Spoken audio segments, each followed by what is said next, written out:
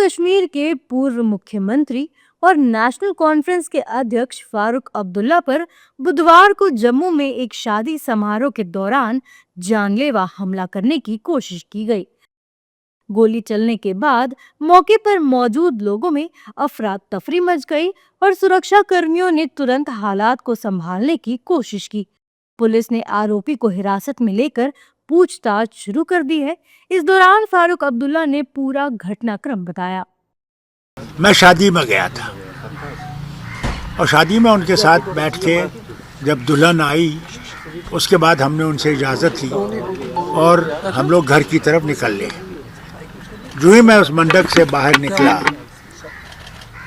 तो मैं चल रहा था, इतने वक्त में मुझे कोई पटाखे की आवाज़ आई तो मैं समझा ये कोई पटाखा किसी ने शादियों में डालते रहते हैं, तो मैं सोच सकता मेरे पास पटाखा यहाँ पड़ा हो, तो मुझे यहाँ कुछ गर्मी जैसी लगी और मुझे कुछ पता नहीं था। इतने वक्त में इन्होंने मुझे जल्दी जल्दी गाड़ी में बिठा दिया। जो इन्होंने मुझे गाड़ी में बिठाया तो मुझे कहने लगे, जनाब ये तो एक पिस्तौल था साहब के इस इंसान के पास और इसने 2 गोलियां चलाई थी। दूसरी गोली में हमारे इनके जो हमारी सिक्योरिटी वाले भी हैं और दूसरे, उन्होंने क्या किया कि एक ने उसको हाथ बाजू से पीछे खींचने की कोशिश की तो उससे वो डिस्टेबलाइज हो गया, तो उसका जो पिस्तौल है वो ऊपर को चला गया। इतने वक्त में सिक्योरिटी वाले ने उस पिस्तौल को उसके हाथ को पकड़ लिया तो गोली चल दी थी।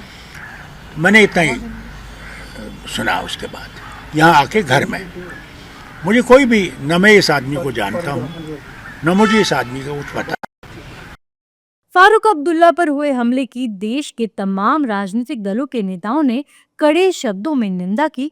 इसके साथ ही विपक्ष ने जम्मू कश्मीर में सुरक्षा व्यवस्था पर भी सवाल खड़े किए। कुछ नहीं, कश्मीर की स्थिति ठीक नहीं है। फारूक साहब पर जो हमला हुआ है वो इसका एक प्रमाण है। सेंट्रल गवर्नमेंट को के अधीन है, एक तरीके से मुख्यमंत्री के हाथ में वहाँ कुछ है नहीं, जो कुछ है वो लेफ्टिनेंट गवर्नर के हाथ में। तो देखना चाहिए कि लोगों की सुरक्षा का पर्याप्त इंतजाम है कि नहीं।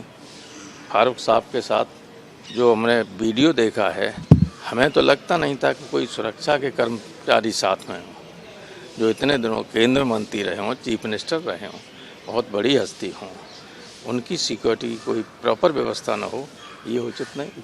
बहुत ही दुखद है और इससे पता चलता है कि केंद्र शासित प्रदेशों में कानून व्यवस्था की स्थिति क्या है। जहां की पुलिस, जहां का इंटेलिजेंस, जहां का सब कुछ दिल्ली के अधीन हो, गृह मंत्री के अंडर में आता हो, वहां पर लेफ्टिनेंट जनरल साहब क्या कर रहे हैं, गृह मंत्री क्या कर रहे हैं, उनका इंटेल क्या कर रहा है, और इस तरह से एक इतने बड़े नेता पर इस तरह से जानलेवा हमला हो, वो तो उनका नसीब था कि वो बच गए, वरना कुछ भी हो सकता था।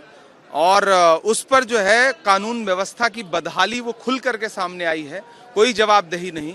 दिल्ली में कानून व्यवस्था बदहाल है, जम्मू कश्मीर में कानून व्यवस्था बदहाल है। गृह मंत्री जी को इस्तीफा देना चाहिए। देखिए, कंडेमनेबल है, निंदनीय है और मुझे लगता है कि हमारा जम्मू तो कभी भी इन परिस्थितियों के लिए छूट नहीं देता है, आज़ादी नहीं देता है कि जम्मू में कोई भी कहीं भी ऐसी हरकत कर दे। तो मुझे लगता है कि एजेंसीज को इन डेप्थ इसकी इन्वेस्टिगेशन करनी चाहिए कि क्यों ये व्यक्ति इतना भड़का हुआ था, क्यों व्यक्ति इतना फ्रस्ट्रेट था, क्यों इसको मौका मिलते इसने ये हरकत की।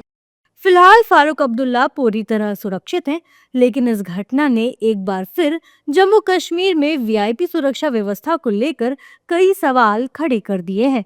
अब देखना होगा कि पुलिस की जांच में क्या खुलासे होते हैं और आरोपी के खिलाफ क्या कार्रवाई की जाती है।